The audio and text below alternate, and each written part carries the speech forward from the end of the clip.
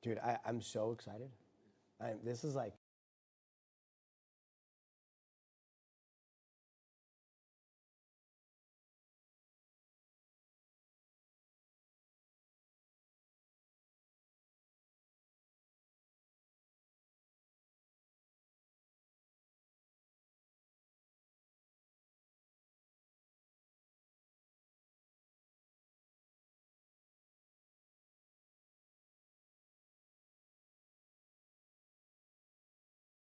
all right, what up?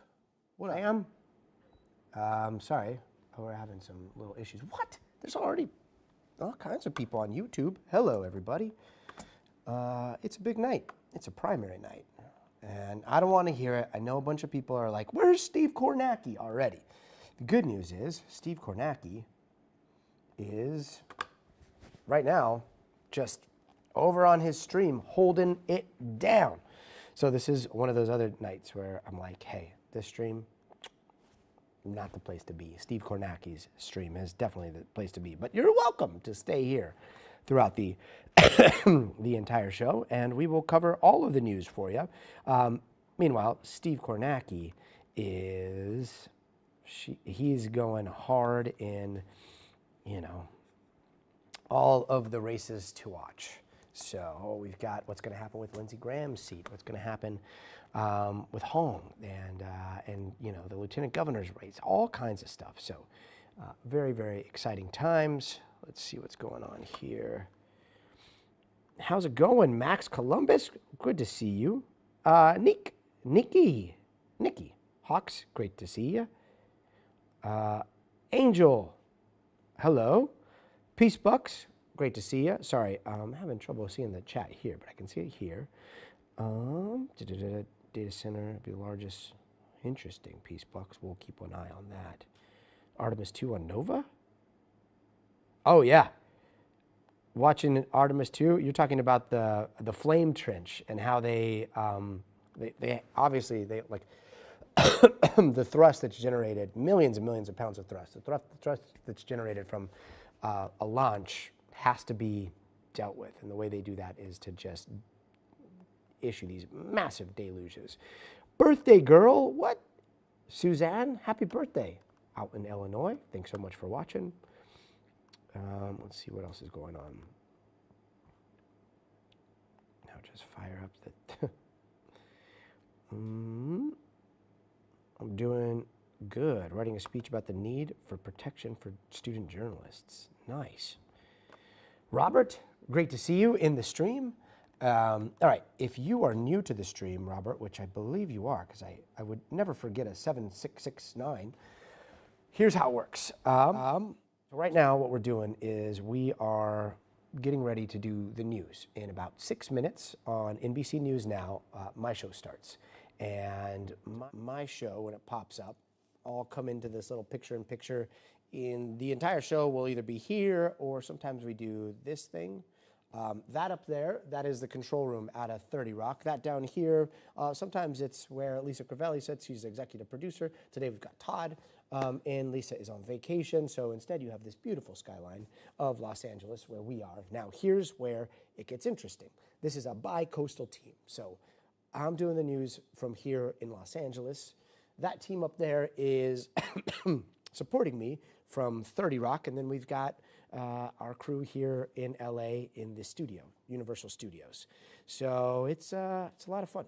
We have this thing on this chat that you've stumbled upon, Robert.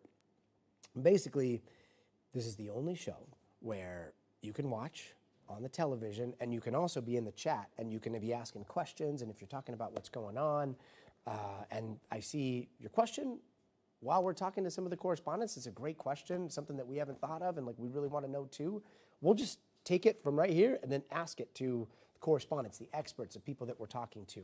The whole idea of the news is to connect people that are watching to what's happening out in the world, and like this is a connection that you can actually touch. So that's the dream behind this. Stay tuned behind the scenes. Boston is a great place. Shout out to all your fellow Leos. Yes, Leos are almost as cool as Cancers. Supposedly, I understand, but they're staying out of the news. Did they change tactics?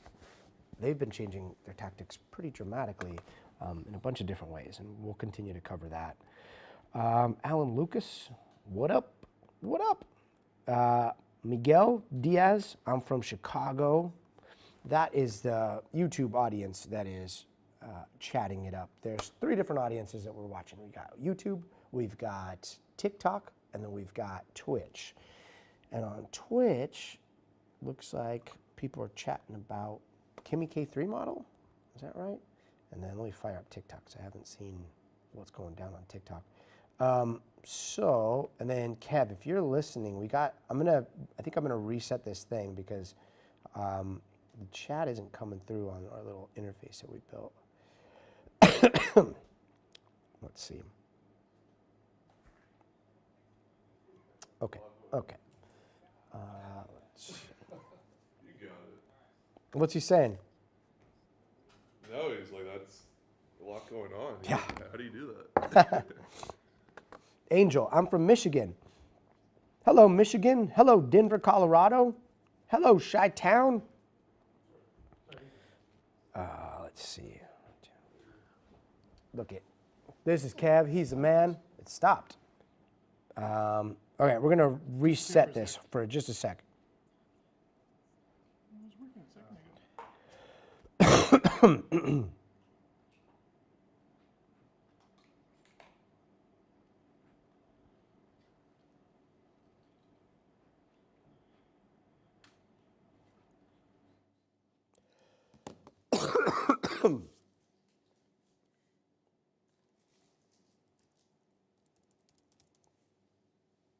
There we go.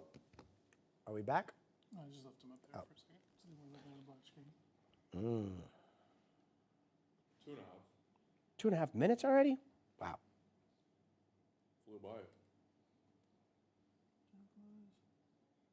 There we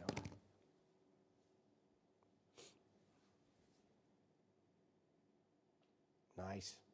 Okay. All right. Let's see. Generate. Test. Nothing yet. Oh, well, I could just monitor on this. William, I am still fighting the cold. James, oh, no, there we go. All right. He's the man. Okay.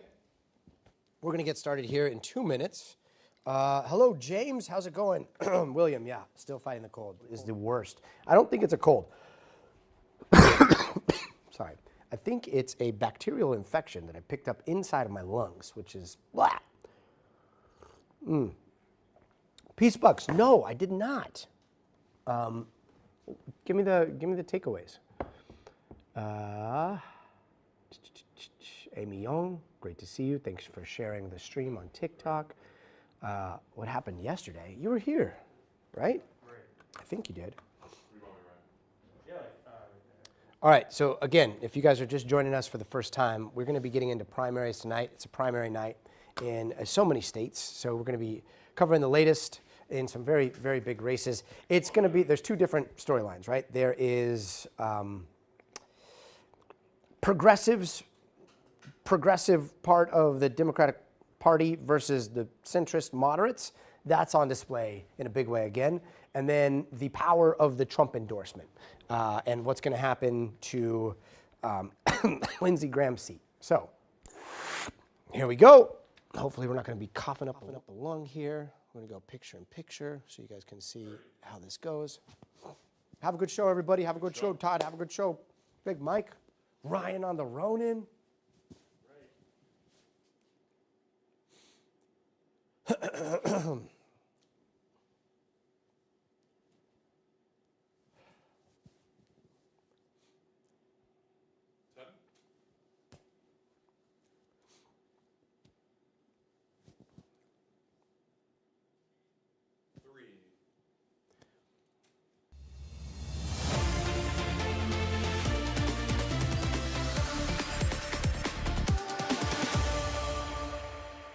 Hey there, I'm Gotti Schwartz, and tonight it's another primary night. We are following election results in these 6 states after voters cast ballots in the latest round of primary races. Now, the future of Wisconsin, Minnesota, South Carolina, Vermont, Connecticut, Alabama, they are all up for grabs, right? And in 2 of these states, Wisconsin and Minnesota, once again, a face-off between establishment Democrats and more progressive candidates. We're going to get the latest from the ground in Wisconsin coming right up. But in Minnesota, here's how Congresswoman Angie Craig, the moderate, and Lieutenant Governor Peggy Flanagan, the progressive, are framing their race. We put this Senate seat at risk if the lieutenant governor is our candidate in November. I'm certainly making the contrast that I'm the experienced person in Washington who has a track record already of taking on Donald Trump and getting bills passed that make a difference in Minnesotans' lives. This is up to the people of Minnesota if they want to send someone who's, beholden to corporate special interests, or if they want to send someone who's beholden only to Minnesotans. Meanwhile, in South Carolina, and the battle to replace the late Senator Lindsey Graham, that is a packed race. 10 Republicans running for that spot, including Graham's sister, Darlene, who was endorsed by President Trump. But is name recognition enough to win over voters? Like somebody that represents the people, and like somebody that is not necessarily given the opportunity just because of who their name is or who they are. So I assume that means Darlene Graham. Are you worried that she's just being handed the seat? Yeah, I do. I think that, I don't know what her past voting history is or what her issues are really. I don't think that it's necessary just to give it to her. And joining us now is our chief data man, always the highlight of primary night, NBC's Steve Kornacki. Steve, great to see you. Thanks so much for joining us. As we come on the air tonight, polls have now closed in 4 states, right? So how's it looking?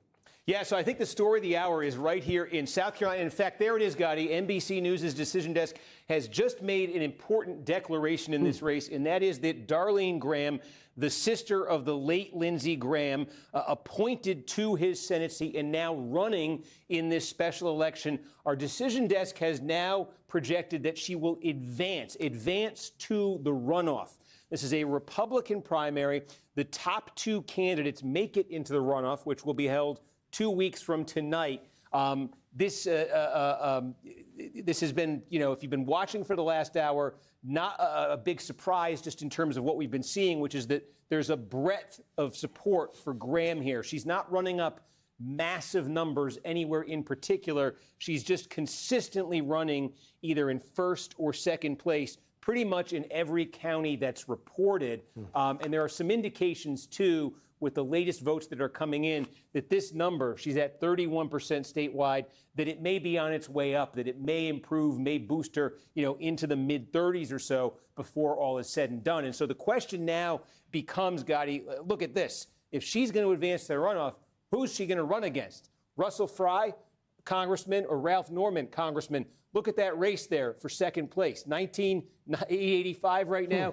19,570. That is 315 votes that currently separate the 2 of them. They have been trading second and third place, on and on for the last hour right here. This is basically Norman's base, his congressional district. This is basically Fry's. Also of note here, a significant name in South Carolina politics, Mark Sanford, the former governor, former congressman. He's not having a good night at all. You could see very disappointing numbers for him in what was historically his base in this state. So really now this is a question of, is it going to be Fry or is it going to be Norman? And a big development there. While I was scrolling through, I want to put this up on the screen. Some votes here from Richland County. I thought this was going to be more based on what just happened, but this is the state capital, Columbia, the area around there, the suburbs. This is the early vote from there. This is a good number for Graham. I apologize, Gotti.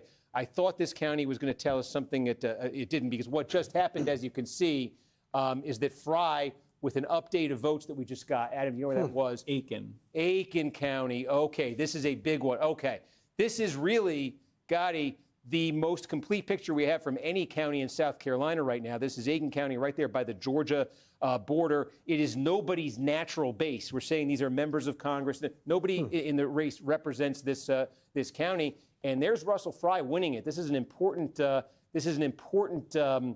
notch mark for him tonight, because again, His base is right here. He's all the way across the state, and this is a very big county, relatively speaking, in terms of its share of the statewide vote. And look at that. He beats Graham here, and more importantly for him, look at that. He leaves Norman in the dust. And we say that's the real battle right now. It's between Fry, it's between Norman for second place. What Fry just pulled off there in Aiken County, that's very significant because you could see what it did in terms of opening up a gap right there. But it's significant, as I say, because it's an incursion outside of his district. That's what we're looking for with these two candidates in the race for second place.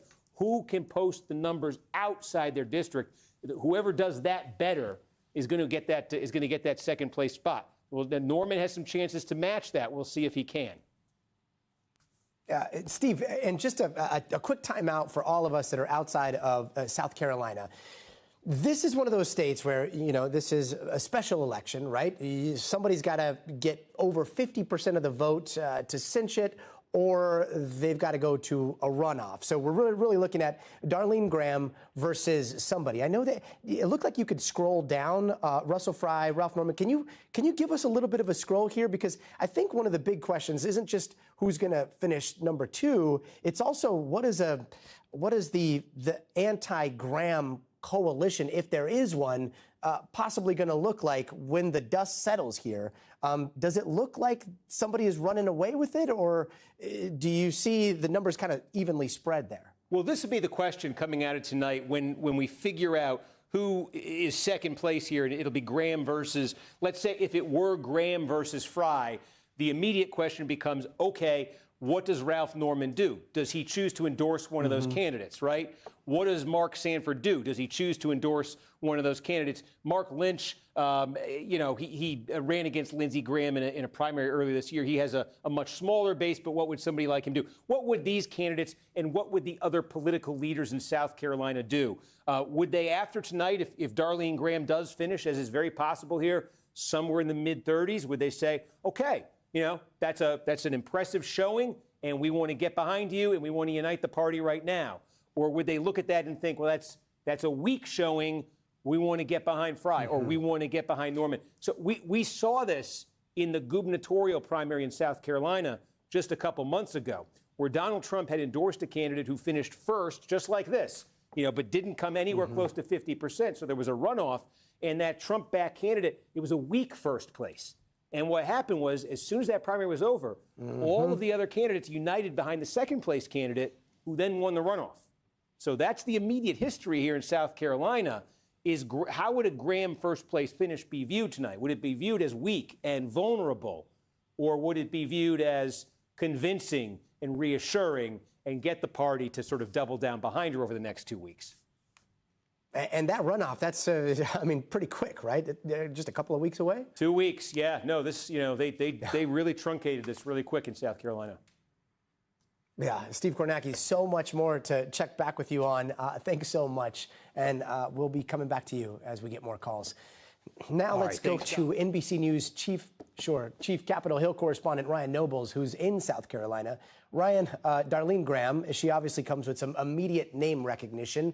But tell us, what do we know about her politics, her experience? Is she more MAGA? Is she less MAGA? Where does she lie on the spectrum here? Simple answer to that question is we don't know. When we talked to a lot of voters here today, that was a level of concern that they had, that she really has no record to run on. She does have a record of public service. She ran a very large state agency here in the state of South Carolina. That was more of a bureaucratic job. It was not a political one. She has supported her Republican politics throughout her career. But she's different than him, that she's not going to on national security issues and be more honed in kitchen table issues like the economy. Is that him? Things along those lines. But voters that we talked to did seem a little concerned about that record. Listen to one of those exchanges. And we asked Darlene Graham about those concerns that we heard from voters, and this is what she had to tell us.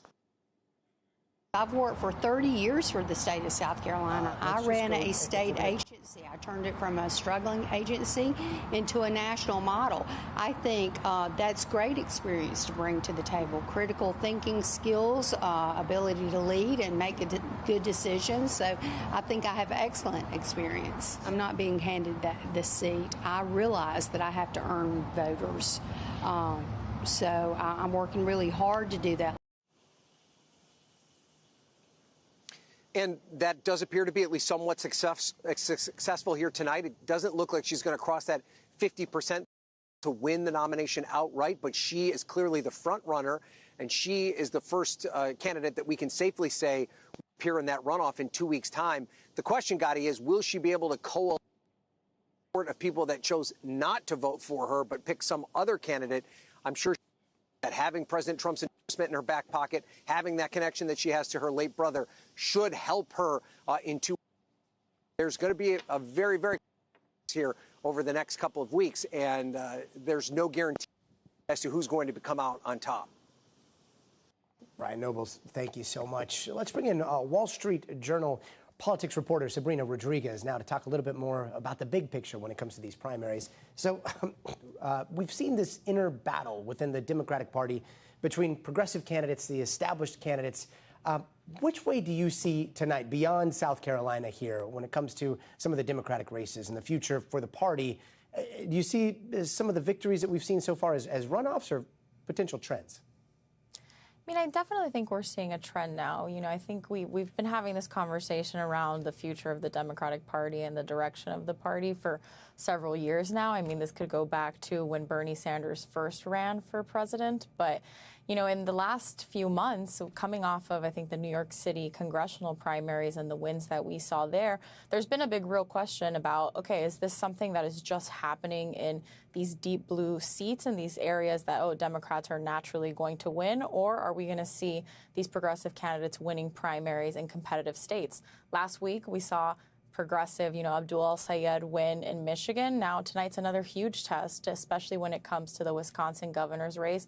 A Democratic socialist, poised to win, but most polls show her up by double digits. And that one is one that I think Democrats have some concerns about when you're looking at a state like Wisconsin. That's one of the swingiest, if not the swingiest state in the country. On the Republican side, you see some major trolling going on. Who do they want to face off against in November's midterms?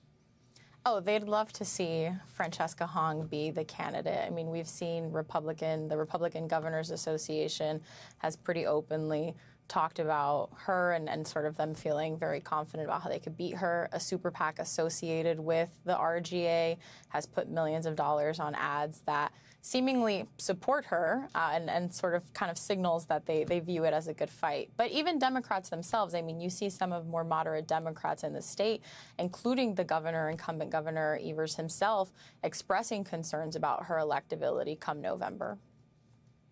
Yeah, Wisconsin is definitely going to be a big testing ground here. Meanwhile, how does a president play into all this? Is he an asset or a liability for both parties here? I mean, I think Democrats are certainly hopeful heading to November with the president's favorability numbers showing that more and more Americans are not happy with the way he's performing, including among Republicans.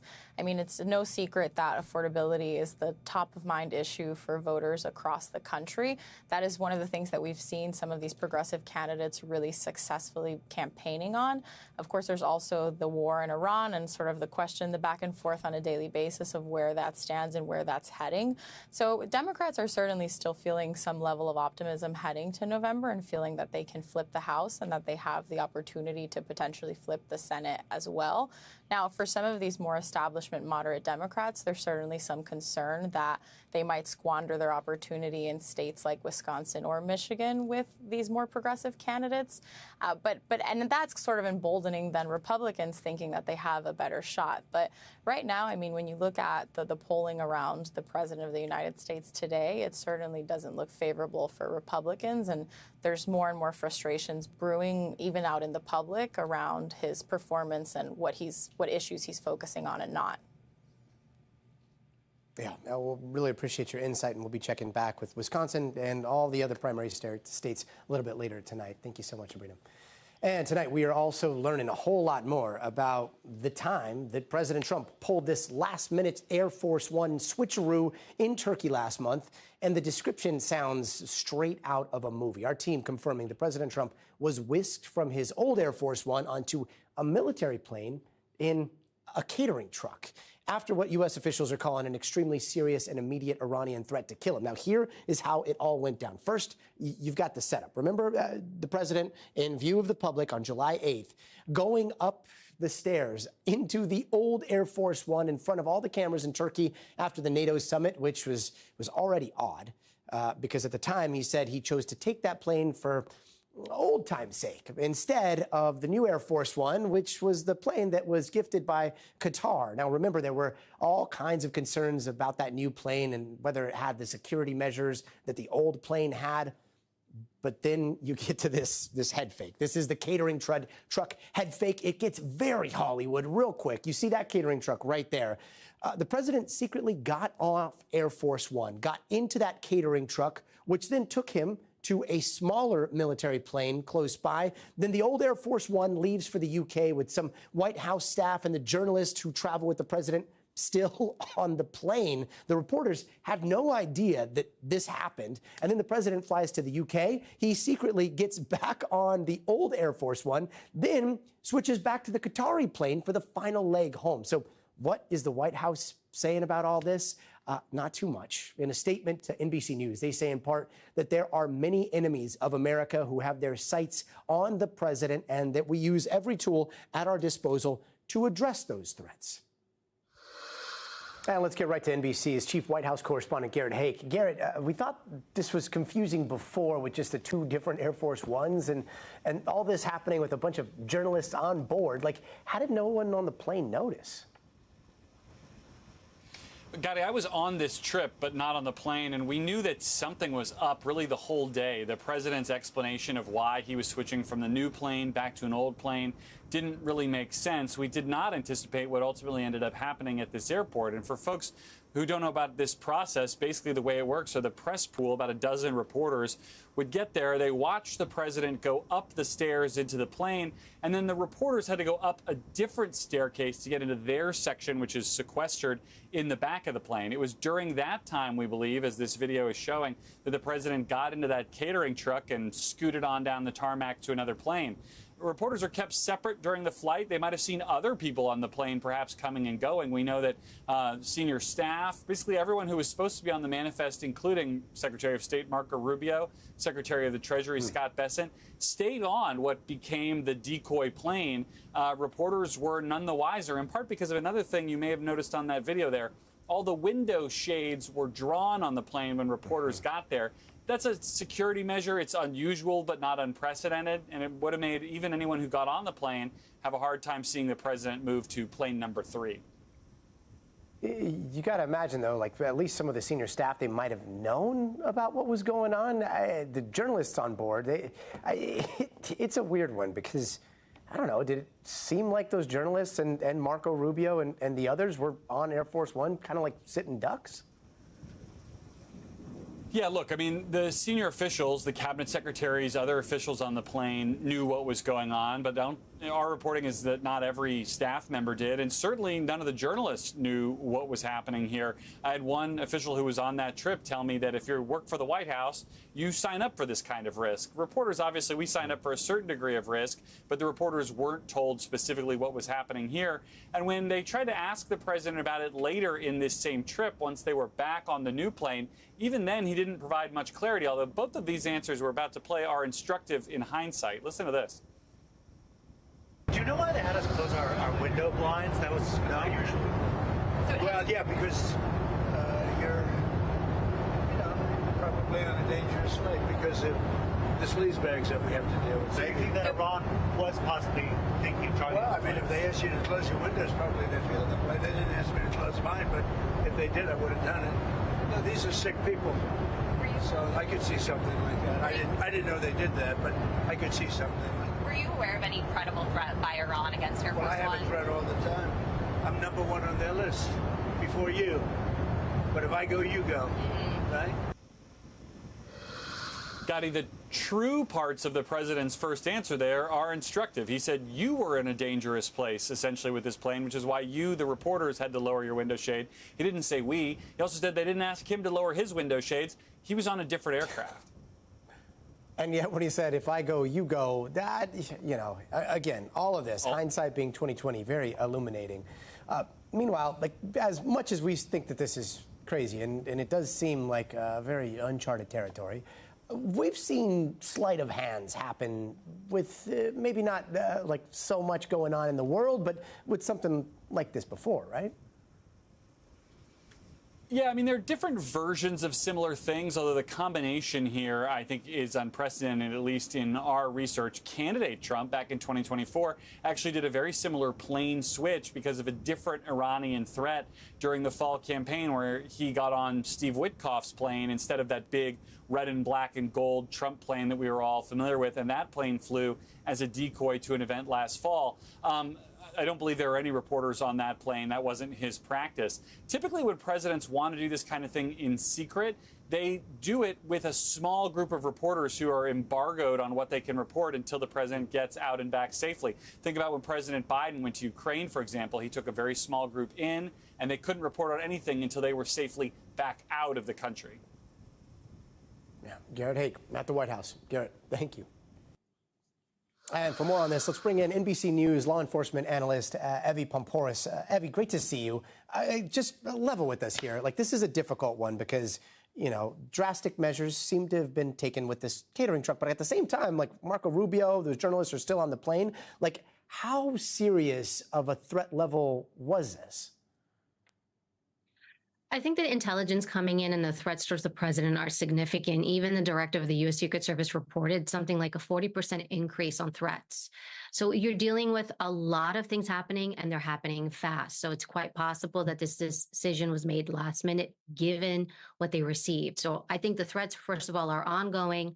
And think about the proximity of where he was, Turkey, to where Iran is, and other areas that might make him susceptible. So for them to make a decision like this, it's done, I think it's done to be very, very cautious, because even working on the president's detail, there would be a lot of these types of maneuvers or things done where everybody thinks the president's going to be here.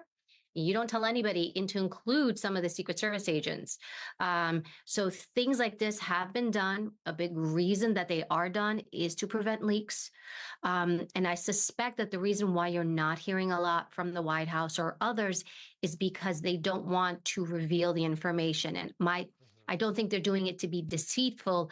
I think that their concern is if we reveal any information, and we always want transparency, but then there's transparency, and sometimes there's a cost to transparency. So the information they might reveal would lead to Iran or other individuals understanding how information's passed, how they collect intelligence, and that's probably what they don't want to happen. They don't want to reveal what was known and how it was received. That's why I suspect we're hearing a lot of silence at this moment.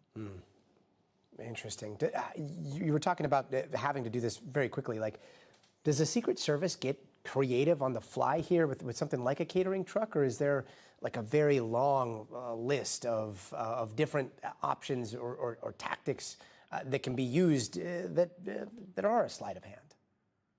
Yeah, so I have to say this is quite impressive and very creative, you know, to put something like this together, to have him go on board, walk through, then have him deplane. So from a security plan, very well executed, done well. I think, you know, I don't know. I was actually quite curious to see how it was leaked or how the press or others found out. That was one of my first questions, because they're finding out so much later in time. But there's not a list. I know you're thinking, is there a list of things to do? The U.S. Secret Service is very creative, and often people think, you know, how do you do security plans? You don't think like a Secret Service agent. You think like an assassin. You think like an attacker. And you think, okay, what's the best way to do this? And look, again, this plane it's the Air Force's plane. It belongs to the Air Force. A lot of people kind of questioning why weren't people deplaned and who should be the one to deplane. The U.S. Secret Service in general, they were the receivers of intelligence. They're the receivers of the information. And at the end, they are the ones designated to protect the president. So they're doing their due diligence, which is we receive the intel, we make a decision, and we decide to execute this plan to deplane. And not to sound harsh with what was said earlier, but you do understand that when you do this job, whoever you are, when you are in proximity of the president, your life is always it's always going to be threatened because of your proximity to him. Evie, we always love to talk to you about this, and I got to say, this is your fault that I'm going to put you on the spot with this question, because I've been watching so many of your videos, and you are so good at how to elicit answers from people. So let me try your tactics on you. Bring it. You can just do a yes or no, just a yes or no question here. We don't want you spilling any state secrets, but would the American people be surprised at some of the other sleight of hands that may or may not have happened without us ever knowing about it? They shouldn't be, because it's the U.S. government. You're supposed to be the most sophisticated government. We're supposed to be premier at collecting intelligence. I have to say this. I don't think the public should know everything. They just shouldn't. It's bad business on the United States' part. I always hear, and I'm very neutral. I'm Switzerland when I do my assessments, but I always hear people, transparency, we need to know. No, you don't need to know, because it's dangerous, because bad actors here. So when you argue and you want transparency, I get it. But at the same time, we shouldn't be putting everything out there. It makes us more susceptible. It makes us more vulnerable. It's, to be frank, it makes us stupid. So you have to think, who's listening, who's collecting intel. When we do stuff, even right now, this segment, me speaking, there are actors listening. They're collecting little piece from here, a little piece from here, a little piece from here, and they put a big picture together. So you really want to be careful. So I think the U.S. Secret Service does a great job.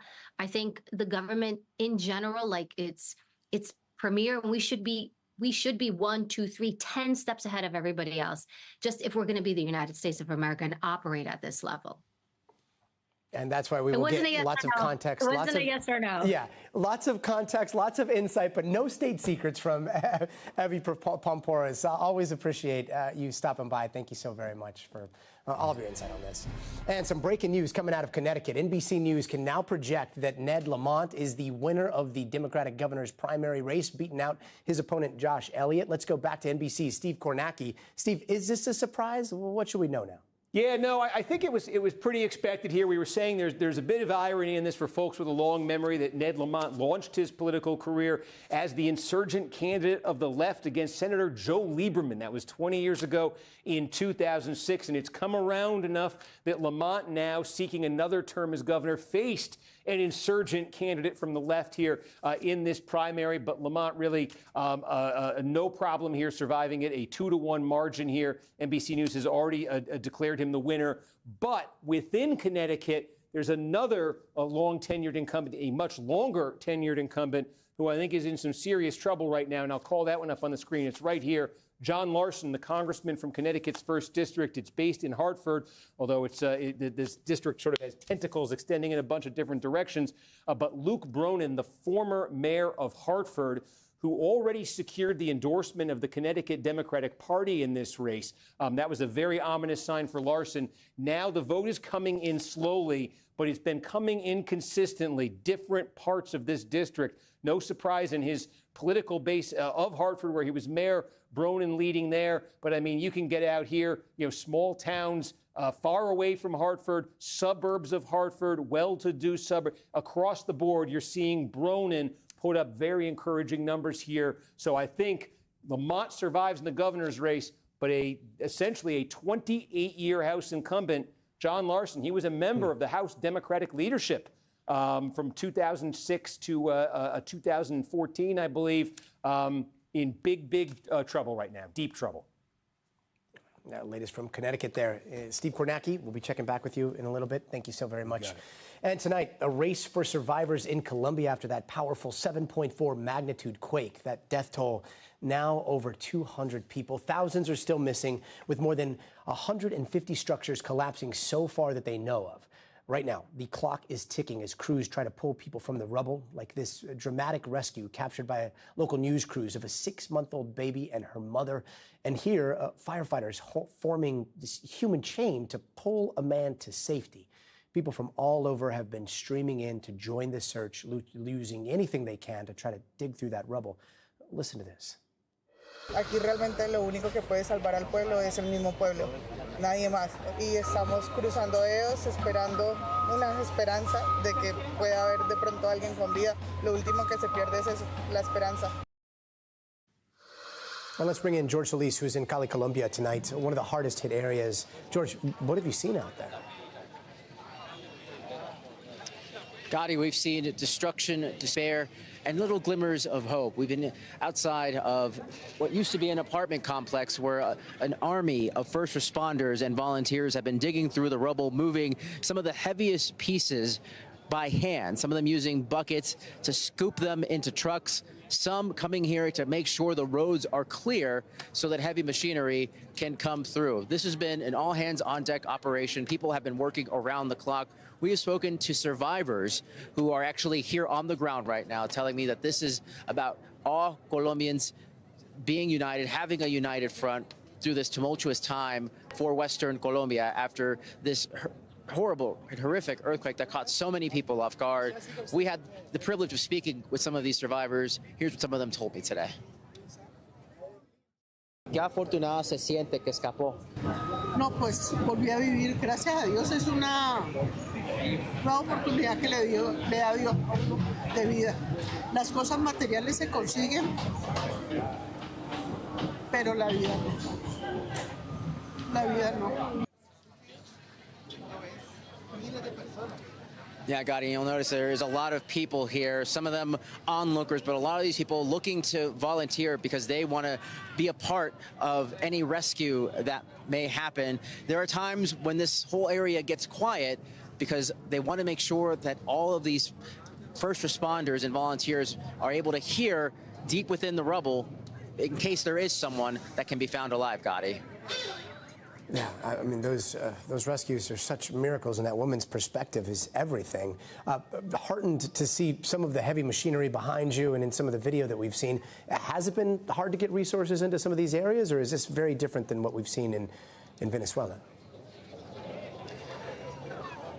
Getting resources in is getting better. Some of the airports are finally reopening. But one of the things that we noticed today is that traffic is at a standstill in some parts. And that's because officials are closing roads out of an abundance of caution, especially with some of the buildings that have been compromised. They want to make sure that nobody drives on a road where there's a chance a building could collapse. There was actually an aftershock earlier today. It wasn't a powerful one, but it was enough to damage a hospital, which prompted some closures there today. So these are the challenges that are happening here on the ground that are, of course, delaying and just making it a little bit harder for the volunteers and first responders.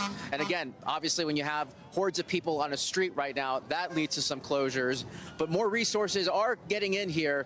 But obviously, there's never going to be enough when you have a destructive force of this magnitude, Gotti. Yeah, especially with the aftershocks. Have there been a lot of aftershocks? To our knowledge, there have been a few, and there was actually, like I mentioned, the one earlier today that did some damage to that hospital. Some of them not registering, some of them you might be able to feel the ground shake. We have not felt the ground shake personally, but we did hear the alarm go off, which is the alert, gives you about a minute or so notice that an earthquake could be coming. And instantly, you could just see the fear in people's faces. I saw one woman have a momentary panic attack because of just the horror of having to relive what just occurred here on Monday. So again, this is still so tender for so many people. And again, as these search efforts are ongoing right now, the hope here, of course, is that more lives will be saved as this death toll tragically keeps growing, Gotti. Yeah, praying for more miracles tonight. George Solis in Colombia for us tonight. George, thank you. Don't go anywhere. Coming up next, some places given more than just a side-eye to Meta's AI glasses after growing backlash over privacy concerns where they might be banned. Coming up. And also, if you see this QR code, this one right here, just pull out your phone. You can scan through. It should take you to a live chat. And you can let us know your thoughts. If you have questions about the news, just throw them in there. We'll try to get them answered. That'll take you behind the scenes on TikTok, YouTube, and Twitch.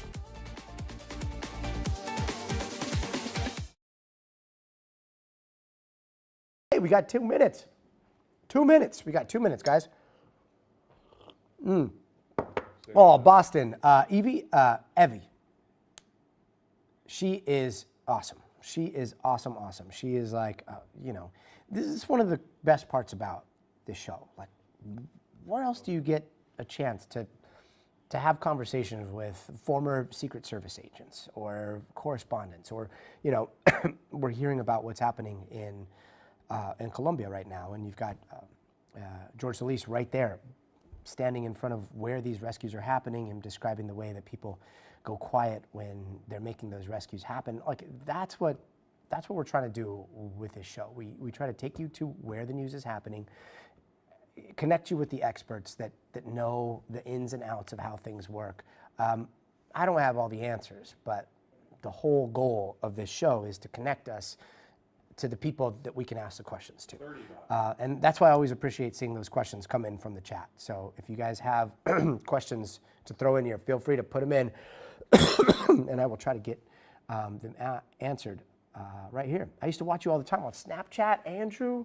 Aw, you're the best. Thank you. 10. You got to send it our way, Max. 7. Okay, here we go. 4, 3.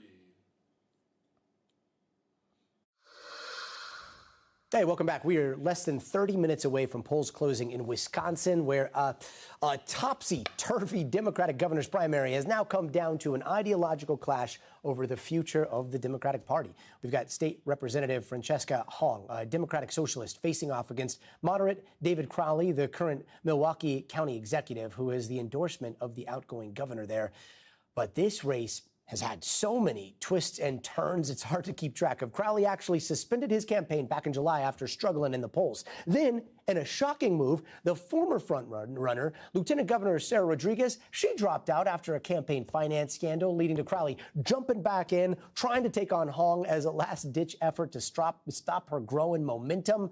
Yeah, a lot to keep track of there. Let's bring in Shaquille Brewster, who's been following this from Madison, Wisconsin. Shaquille, and that's not even mentioning the other people that have dropped out, dipped their toe in. Yeah. Like, it has been a chaotic race in Wisconsin. Has it been hard for voters to keep up with all the drama heading to the polls?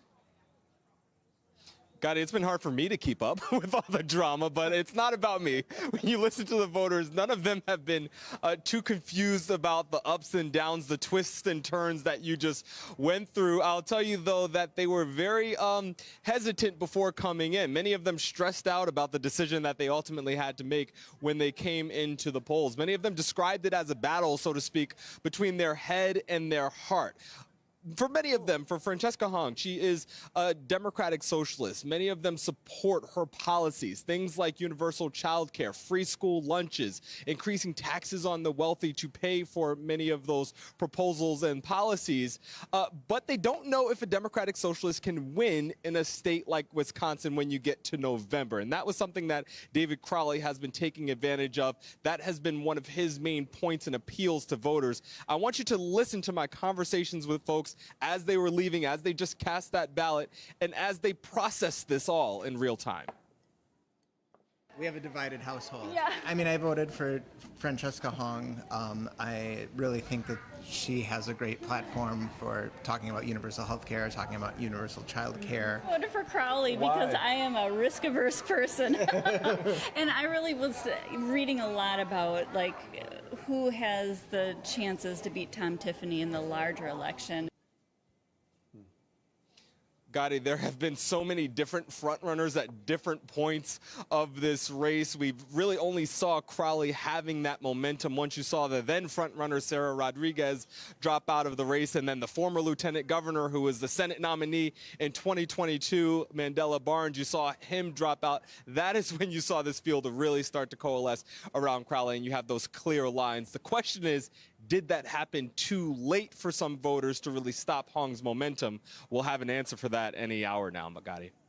No, man. I think the question is the existential question you asked at the top. It's like the head or the heart. Like, that sounds like quite a therapy session as people head into the polls. Which leads me to this question. Endorsements, right? They're so interesting to watch when it comes to disruptor candidates. Yeah. It looks like Hong, she's got the backing of Abdul El Sayed, of the likes of Hassan Piker. But so far, no word from, like, AOC or Bernie, right? What's the word there? Yeah. That was very interesting because Bernie Sanders, a key popular Democratic socialist, so the fact that he hasn't weighed into this race really caused some questions. And both of them, Bernie Sanders and Congresswoman Alexandria Ocasio-Cortez, were asked about this race just on Sunday, and their answers were similar in the sense that they said they are focused on those national elections, the elections for Senate, for Congress.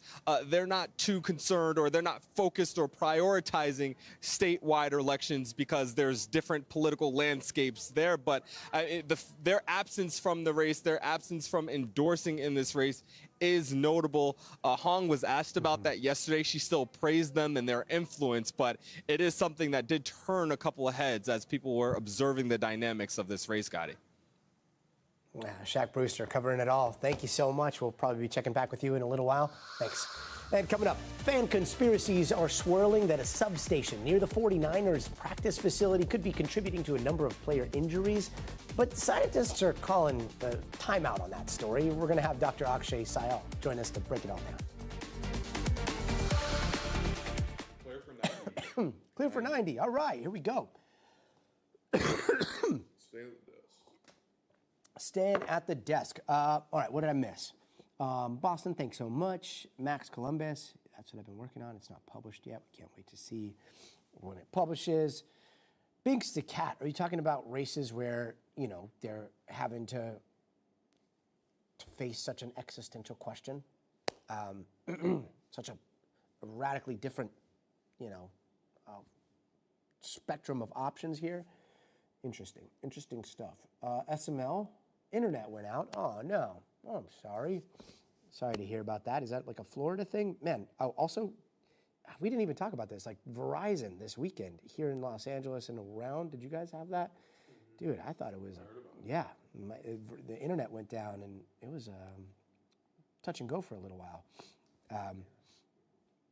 We did miss you, of course. Huh?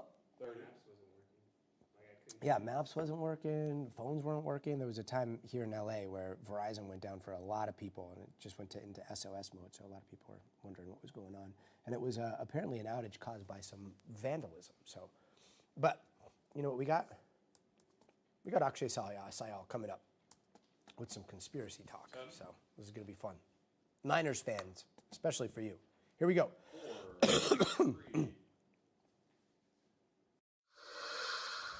Hey, welcome back. With the NFL season quickly approaching, the San Francisco 49ers are once again dealing with all kinds of players getting hurt.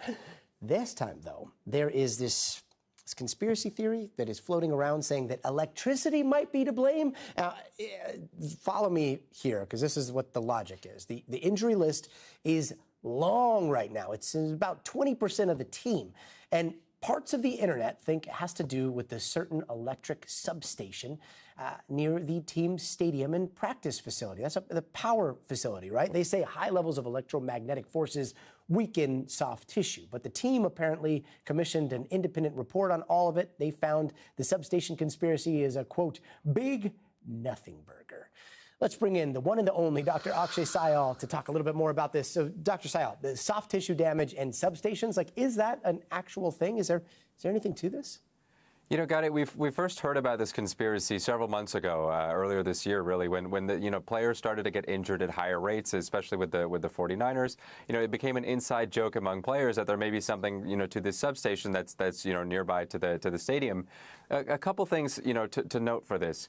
One, these substations do emit what's called electromagnetic radiation. You alluded to it in the intro. The important thing is, Gotti, it is non-ionizing radiation, such as the same sort of radiation that comes from microwaves or cell phones, meaning it doesn't actually cause damage to the cells at a DNA level. Compare that to, if I were to send you for an X-ray or CT scan, you have that ionizing radiation that could potentially cause that DNA damage. So there's no real damage that we think comes from this type of radiation, which sort of leads us to believe that there shouldn't be any damage to the actual collagen or weakening the collagen or the tissues in the body that would make these players more likely to get injured. And you don't just have to take my word for it. The 49ers say that, they hired an independent expert, somebody with decades of experience in this field. We actually found that the levels of radiation in the stadium were lower than you would find from common household goods. So, fortunately, there doesn't seem to be anything to this conspiracy. It does seem to be, something that the internet has taken hold of, but not a lot of science to back it up here.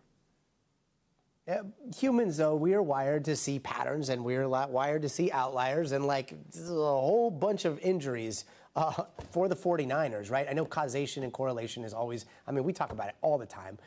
But does it get particularly tricky explaining that to guys who are, I don't know, trying to set up their lineup for fantasy football, which is right around the corner here?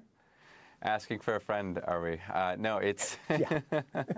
So, Gotti, what I would say is, I actually love what they did here when you talk about conspiracies. I mean, the internet is filled with conspiracies, particularly health conspiracies. It's filled with misinformation. And the 49ers organization, rather than sort of letting the internet narrative take over, letting people sort of speculate and letting this story sort of draw out, they hired an independent scientist almost immediately when these conspiracy theories started happening, and they presented the data. They found that, there were 400 times less of a sort of level of radiation that you should be concerned of. And they told people, we sent a scientist into the arena. We didn't find the radiation. We don't think there's a link here between the injuries. Let's see if there's something else that could be causing this. And I think that's a great way, when we talk about other conspiracies in medicine, is instead of dismissing patients or saying what you're believing is false, full stop, present the data, show them the data, and take them behind the curtain and explain how you got to the conclusion you got to. I think you're a lot more likely to build trust, with your patients and just overall in public health communication.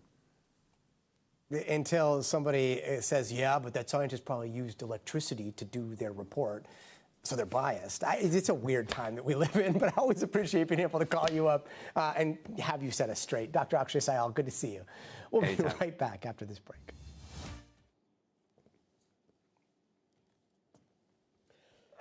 Two minutes. 90, all right. 90. Using electricity doesn't make you biased. Go ahead, Todd.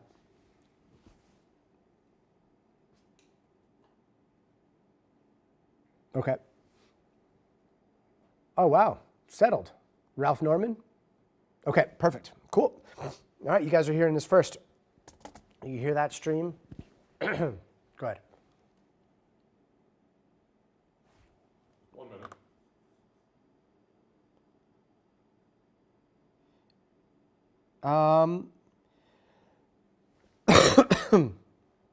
I don't mind 50 states.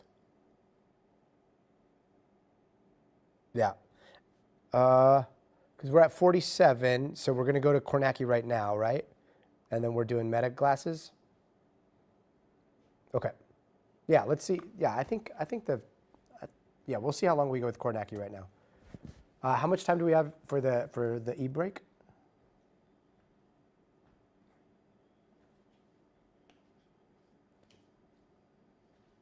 Okay, cool. Yeah, that works. We might go a little bit long here, too. All right, here we go. Also, Ralph Norman, he's coming in second, so you guys heard it here on the stream first. 5, 4,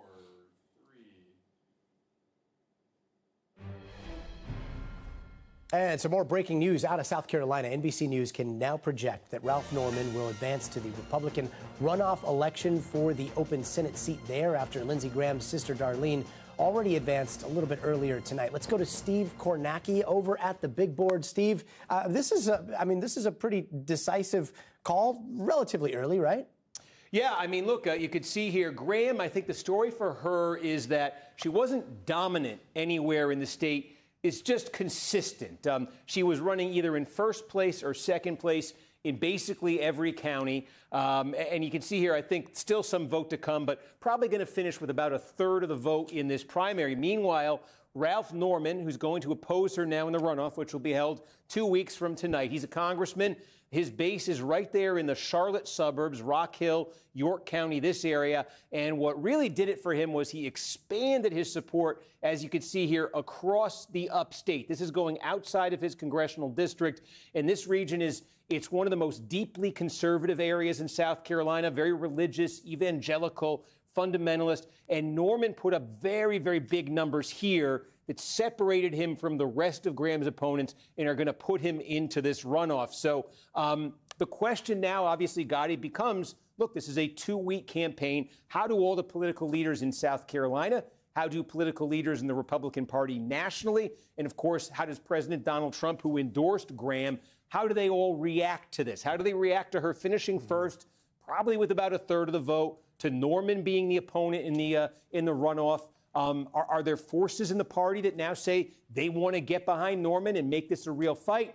Or do most of the leaders in the party say, okay, this Graham performance, it's convincing, it's satisfying, we want to get on board? Does the party strongly unite behind her and really put Norman at a disadvantage? That's where the drama and that's where the action shifts right after this result goes final. And a lot of that will come down to who finishes third and fourth and where they take their voters, right? What are we seeing from the numbers below Graham and Norman here? Yeah, that's the question. I mean, Russell Fry, he's the congressman here, sort of from the Myrtle Beach area. You could see the district that Russell Fry represents in Congress because it's the only part of the state that he won. That dark maroon color is Russell Fry. He swept his congressional district. Okay, what does Fry just, he's one of those people you got to look for in the next 24 hours, maybe tonight. What does he say? Does he come out and say, okay, I want to congratulate Darlene Graham on finishing first, and now I'm getting behind her? Or does he say, I want to congratulate Graham and Norman, and I'm Team Norman? Or does he say nothing? Does he stay neutral? But we saw this just recently, governor's primary in South Carolina this spring. We saw the candidate who finished second in the preliminary, who did not have Donald Trump's endorsement, got all of the other defeated candidates around him, Alan Wilson, and then he won the runoff easily. So there is a bit of a precedent for things turning around in runoffs. But, you know, a lot of that was, there was a lot of movement towards him as soon as that preliminary end. Will there be any movement to Norman, or will it be consolidation to Graham? Yeah, that was such an interesting case. And yet this one, the dynamic, I guess from an outsider's perspective, we're not in South Carolina, but, you know, it really boils down to are voters here choosing to respect what they see as the legacy that Graham left behind? Are they responding to the president's endorsement? There are a lot of factors here. And I'm not sure if the numbers from tonight can, I don't know, give us a peek at how things might go there. But do you see anything notable coming out of some of the early vote or some of the votes that we saw today coming in? I mean, it's almost like looking at art. It's a question of interpretation, right? I mean, we were looking at Darlene Graham and saying, you know, she doesn't have any history in elected office. She herself was not really known to almost anybody before the last month or so. Obviously, the family name is a familiar one.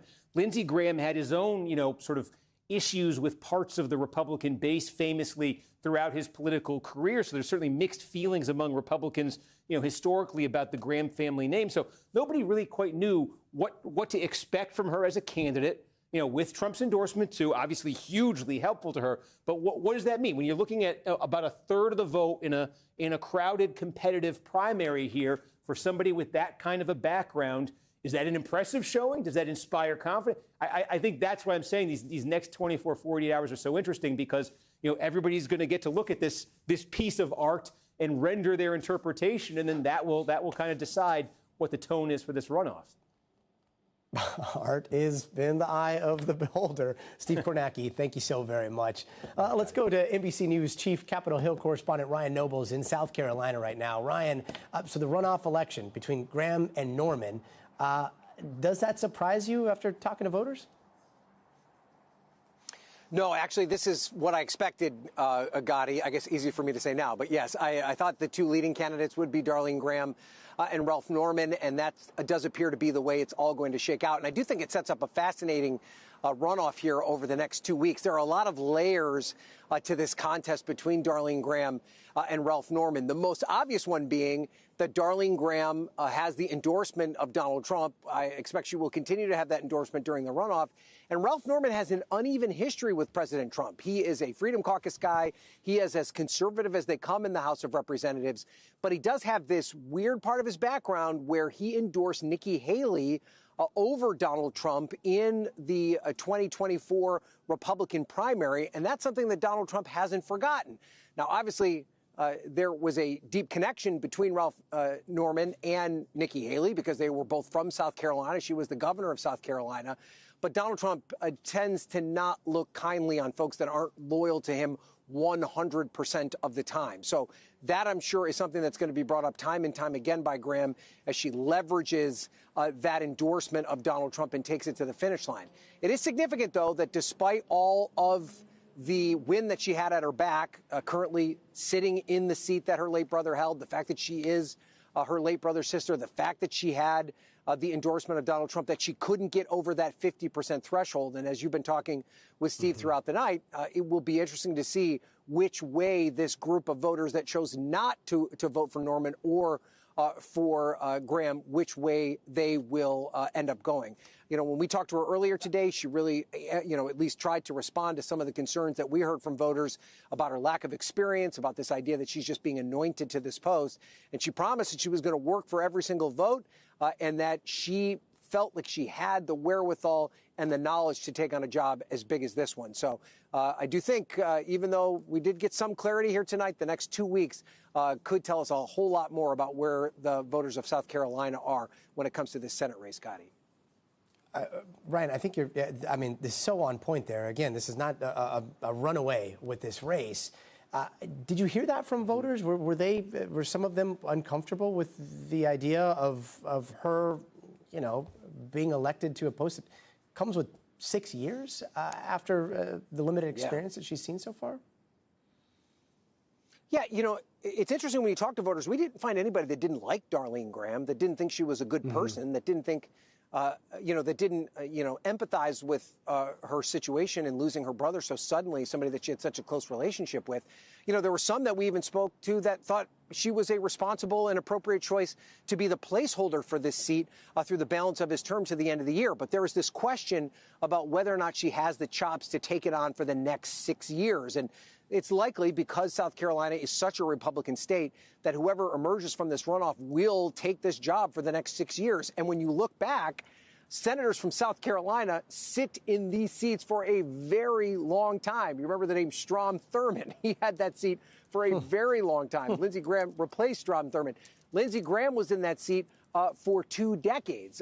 Tim Scott has held that seat for a very long time. So this is kind of a generational change that we are talking about in terms of South Carolina's representation. So it makes sense that voters would want to be a bit more methodical about this process and not just rubber stamp whatever Donald Trump tells them to. Now they're going to have 2 more weeks to think about this.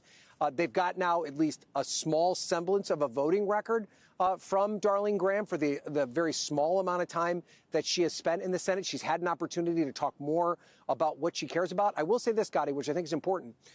Covering her in Washington versus covering her here, we were having a hard time getting her to answer any of our questions in the halls of Capitol Hill, which was a marked departure from her brother, who answered all of our questions whenever whenever he was available to talk to us. She did not want to talk to us that much in the halls.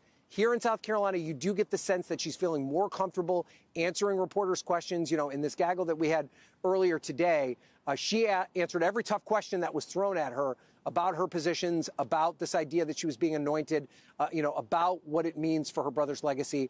So I do think that that's something the voters in South Carolina will respond to. I think they appreciated the fact that Lindsey Graham was always out there and always available to answer the questions. So, she's got big shoes to fill regardless of what the outcome is here. And these next 2 weeks are going to be quite the test for her. And it could be a big test for the voters of South Carolina as well. She's got big shoes to fill. And again, Lindsey Graham's legacy, it's such a complex one. I remember the days of the maverick Lindsey Graham, where he would team up with John McCain. And then we've seen the evolution of his politics. When it comes to her politics, how aligned with the president are they? And what will we see with some of the things that were so close to Lindsey Graham's heart, like Ukraine? Will we see her kind of carry that mantle forward if she is elected?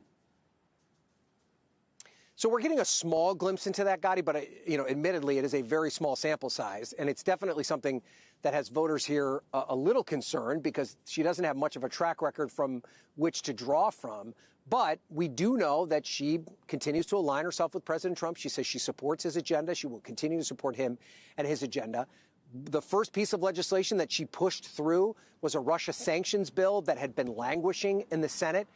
It was really the death of her brother that finally kind of woke the Senate up. It was a bipartisan piece of legislation that finally crossed through right before they left for the recess, and she was among the people that served as a driving force behind that. She's been very vocal about trying to get this Save America Act passed, which this controversial voting bill that President Trump wants to get through.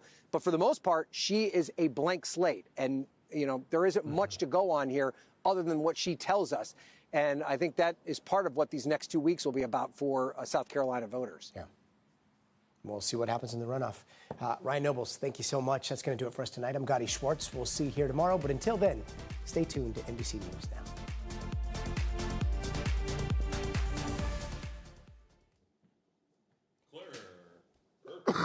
Yeah, I'm glad we went out.